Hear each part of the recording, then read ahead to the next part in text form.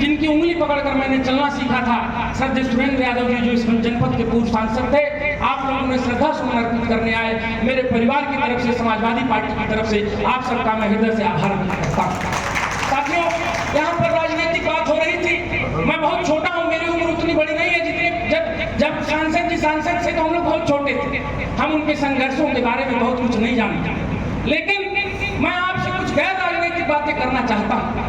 एक नेता का निजी जीवन भी होता है, लेकिन हमारे स्वर्गीय सांसद जी ऐसे थे, उनका कोई निजी जीवन नहीं था, लेकिन उनका निजी जीवन जो था मैं उसको आपको बताना चाहता हूँ। साथियों, सांसद विधायक बनना बहुत बड़ी बात नहीं होती। बहुत लोग सांसद हो जाते हैं, बहुत लोग विधायक हो जाते हैं। नेता बनना बहुत बड़ी बात होती है। जो नेता होता है वो सांसद से भी बड़ा होता है, विधायक से भी बड़ा होता है। स्वर्गीय सुरेंद्र यादव जी के व्यक्तित्व से खाली मैंने एक चीज सीखी है, सांसद विधायक कभी जीवन में बनना या मत बनना, लेकिन नेता बनने का काम करना, सहयोग करने का काम करना।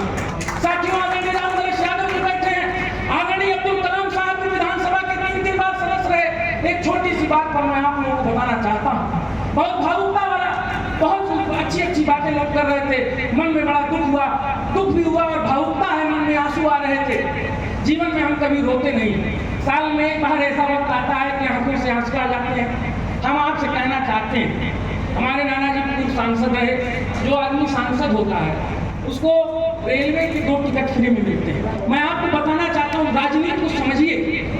जब आप MP हो जाओगे तो आपको 3 टिकट मिलेंगे जहाज रेलवे में यात्रा करने के लिए, और जब आप पूर्व सांसद हो जाओगे तो आपकी IC पे 2 टिकट अलाट होंगे। और 2 टिकट जब अलाट होते हैं, सांसद अपने एक सहयात्री के साथ पूरे देश में जहां चाहे यात्रा कर सकता है। मैं इस बात को इस नाते आपके बीच में बताना चाहता हूं कि राजनीति की शुचिता क्या होती है, राजनीति किस नाते की जाती है, ये बात हमको जरूर जानने की जरूरत है। इस प्राचीन पर अगर आप लोग आए हैं तो नौजवानों को विशेष ये चीज जानने की जरूरत है, राजनीति करना क्यों चाहिए। सांसद जी जब सांसद हुए, पूर्व सांसद हुए, सांसद होने के बाद 2 सीटें मिलती हैं। AC सेकंड में आप जा सकते हो, अगर अकेले जाना चाहते हो तो AC फर्स्ट में जा सकते हो। मैं गिनती नहीं बता सकता, दरवाजे पर हमारे लोग आते थे, मैं अपने हाथ से लिखता था उनके पॉइंट को और जाकर रिजर्वेशन कराता था।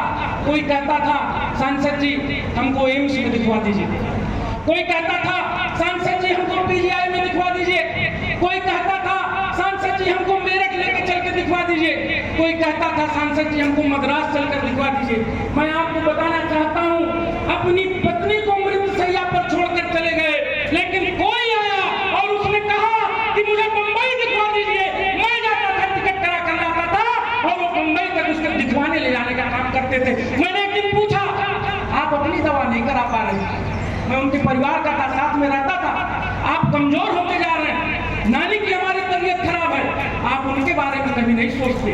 मुझे उन्होंने डांटा और उन्होंने कहा, अगर यही सम्मानित जनता मुझे भारत की संसद में नहीं भेजती तो मेरी यह हैसियत नहीं होती कि मैं फ्री में ट्रेन से सफर कर पाता। ये जो टिकट मिलता है ये इसी जनता के लिए मिला है, ये जहां कहेगी इसको ले जाने का काम करूंगा, इसकी मदद करने का काम करूंगा। ऐसे सांसद ये उनका जीवन था। साथियों, मैं कई बार उनके साथ दिल्ली गया, भारत की संसद में गया। मुझे लगता है मैं राजनीति में क्यों आया, ये भी मैं आपको बताना चाहता हूँ। रुपया पैसा कमाने के लिए हम बीटेक किए हैं सिविल इंजीनियरिंग से। हमारे पिताजी बहुत बड़े पद पर हैं इस समय। एक बार उन्होंने मुझसे कहा, पढ़ाई लिखाई करके चले आओ, हमारे नीचे काम करो, लेकिन हमने उस क्षेत्र को नहीं चुना। कारण क्या था, राजनीति का बड़ा गहरा प्रभाव हमारे ऊपर पड़ा। मैं दिल्ली गया, भारत की संसद में मैंने देखा देश के कोने कोने से कोई सांसद रहा है, कोई गृह मंत्री रहा है, इतना सम्मान देते थे आदरणीय सांसद जी को। मैं बड़ा प्रभावित हुआ।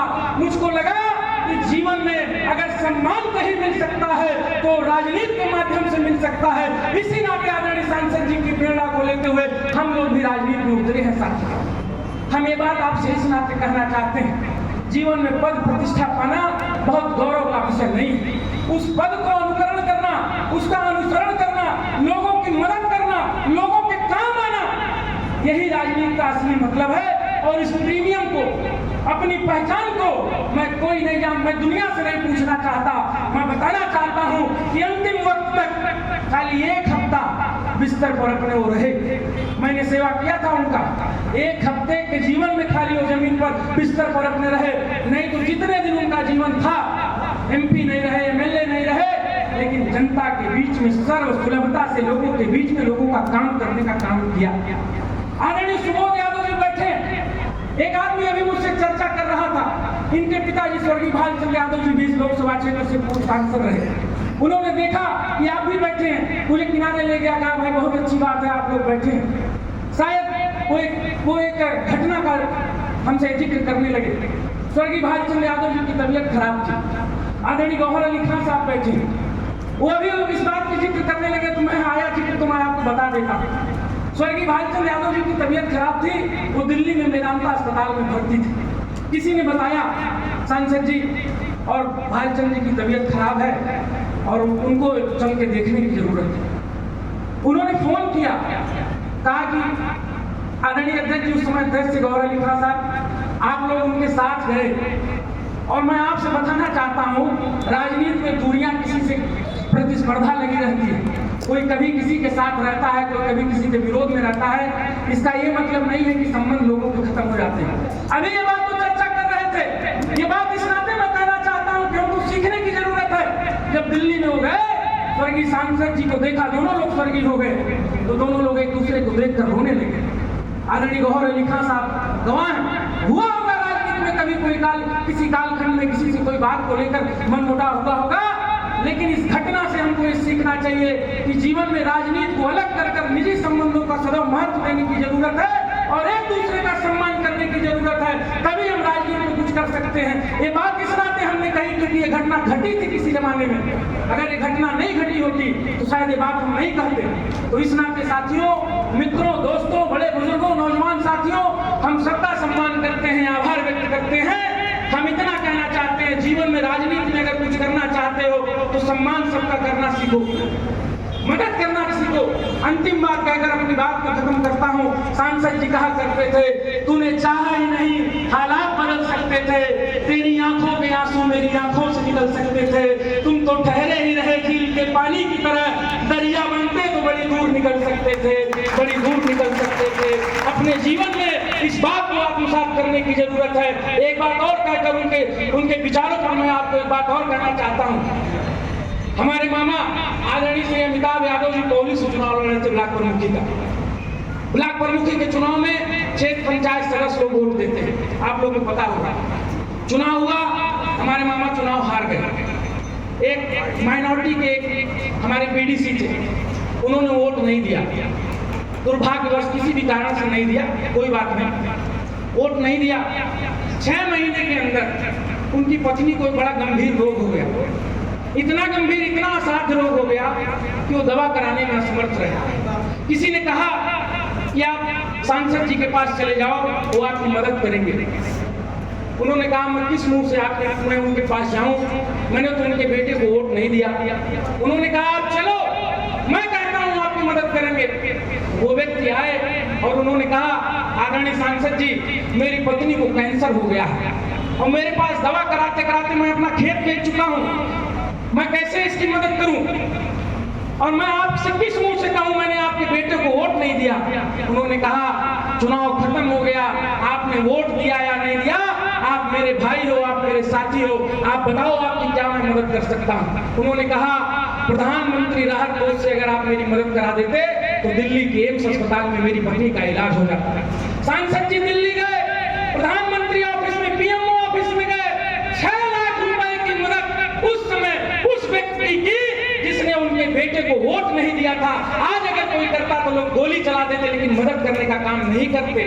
मैं आपसे कहना चाहता हूं, इस नाते अपने जीवन में इन सब चीजों को आत्मसात करने की जरूरत है। भाषण देना, बड़ा लंबा भाषण मैं दे सकता हूँ, 2-2 घंटे आप कहेंगे तो मैं बोलूंगा, लेकिन उस बोलने का कोई मतलब नहीं है। जब तक हम अपनी बातों को अंगीकार नहीं करें, आत्मसात नहीं करें, तब तक भाषण देने का कोई मतलब नहीं है साथियों। तो साथियों, मेरा कहने का मतलब ये है, राजनीति को अपने जीवन में अगर आपको आत्मसात करना है, अगर राजनीति में आप किसी पद पर पहुंचना चाहते हो, आप कहीं सम्मान पाना चाहते हो, तो अपने हृदय को बड़ा करना पड़ेगा, लोगों का सम्मान करना पड़ेगा और परिस्थितियों के सामने कभी समझौता नहीं करना पड़ेगा। अगर आप परिस्थितियों के सामने नहीं झुकोगे तो निश्चित रूप से आप परिस्थितियों को बदल दोगे। ये बात हम आपसे कहना चाहते हैं। ये ऐसे लोग थे जो कभी सपने में नहीं सोचे थे कि हम भारत की संसद में जाएंगे। बैठे हैं इनके गांव के तमाम लोग, खुदवा नाला बहा करता था, लोग बता रहे हैं। वो स्थिति थी कि बाढ़ में घुस कर जाना पड़ता था। इनके बेटे, इनके पिता, इनकी माता ने कभी नहीं सोचा था कि हमारा बेटा भी भारत की संसद में जाएगा। लेकिन धन्य है संत कबीर नगर खलीलाबाद लोकसभा क्षेत्र की महान जनता, जिसने बड़े बड़े पूंजीपतियों की औकात बताते हुए एक किसान के बेटे को भारत की संसद में भेजने का काम किया था। मैं धन्यवाद ज्ञापित करता हूँ आज इस मंच से अपने परिवार की तरफ से। और आप लोगों से अंतिम बात कहूंगा, जीवन में किसी भी मोड़ पर स्वर्गीय ध्यानचंद जी की जो विचारधारा है, उस विचारधारा से आम जनता का कोई बाल बाका नहीं कर पाएगा। ये बात हम आपको बताने आए हैं। कोई भी शक्ति, कोई भी ताकत अगर उलझने का काम करेगी तो उसको विचारों से दबाने का काम हम लोग करेंगे। इस प्राचीर से हम आपको बताने आए हैं। इन्हीं चंद शब्दों के साथ अपने सभी सम्मानित नेताओं का, बड़े बुजुर्गों का, नौजवान साथियों का, महिलाओं का, एक लोग का, हजारों लोग यहाँ पर आए, बहुत बहुत आभार व्यक्त करते हुए अपनी बात को खत्म करता हूँ। जीवन में अगर हमारी कहीं आपको जरूरत पड़े, एक बार आप याद करिएगा, हमारा दरवाजा सदैव खुला रहेगा। इन्हीं चंद बातों के साथ बहुत बहुत धन्यवाद। स्वर्गीय सुरेंद्र यादव।